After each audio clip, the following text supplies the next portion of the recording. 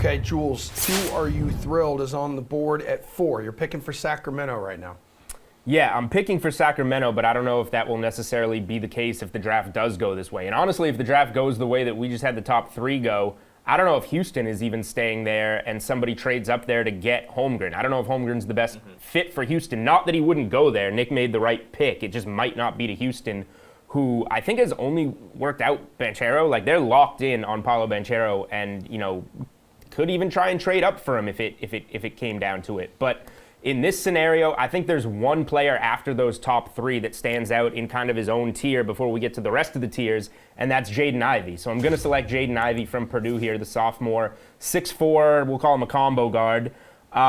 Really stood out last year at Purdue and was probably held back in the college game by the way that Purdue used him. You saw the speed in the open court at times, the explosive first step to the basket, the improved jump shot from 29% to 40% from 3.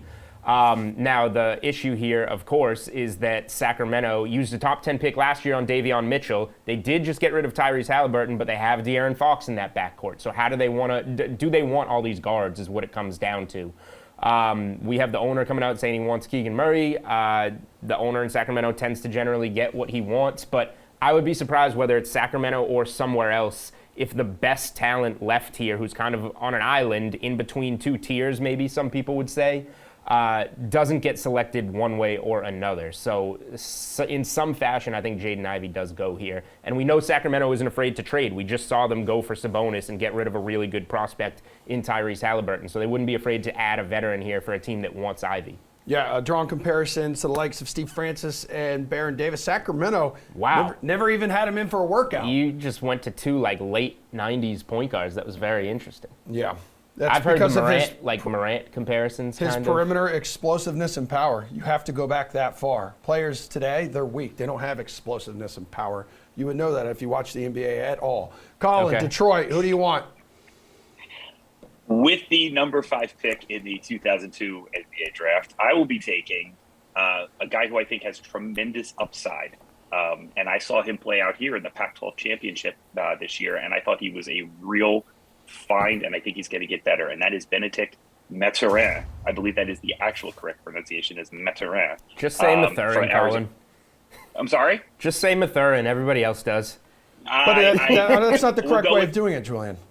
You have so many issues with me, Emerson. I did not take 3 years of French in college to waste it when I finally got to my career. So I'm going to go with Benedict Mathurin for Detroit.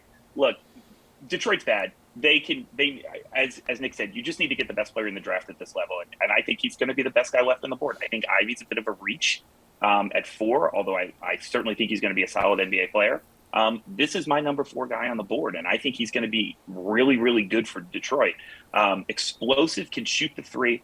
Defensively, I watched him guys back cut him left and right in the Pac-12 tournament over and over and over again. So yes, in person, defensively, he's going to need to get better, but he will with some coaching in the NBA. But his skill set is really, really high. And again, the ability to just off both feet dunk the basketball in people's faces, and as well as space up and shoot the 3. These are elite skills, and I think he's going to be an elite skill kind of player. A little bit of a project, definitely more of a gamble than some of these guys. Definitely more of a gamble than a guy like Ivey. But if you're Detroit, you got to take some high ceiling, because you know what? You're not getting anybody in free agency. Take a reach, try and develop a player. And I think it'll be a nice combo with Cade Cunningham. It's not like he's going to want to run the point. He's definitely a 2. So I'm going to go with Mathurin. All right, let's go to 6 overall. Waylon, you will be selecting for Indiana. Who tickles your fancy here? Shaedon Sharpe is who tickles my fancy. Maybe the riskiest player in the draft in terms of where he could land upside versus downside. This is a guy who we haven't even seen play competitive basketball in over a calendar year. Kind of somewhat of a similar trajectory to I'm going to say a name that is a little bit taboo in draft circles, but a little bit similar to the rise of Markelle Fultz, who was not really on the radar all that much early in high school, and then had a meteoric rise late in his high school career. But of course, we saw Markelle Fultz play a year of college basketball. He was great at Washington. We don't have that luxury with Shaedon Sharpe, but the measurables are insane. The athleticism is off the charts. This is a potential superstar. I mean, it's also a guy who could be out of the league in 5 or 6 years. There's a lot of variance here, but it's really rare for a team like Indiana, which hasn't picked this high in like 25 years, to have an opportunity to grab someone like this. So I think they swing for the fences here and go with Shaedon Sharpe.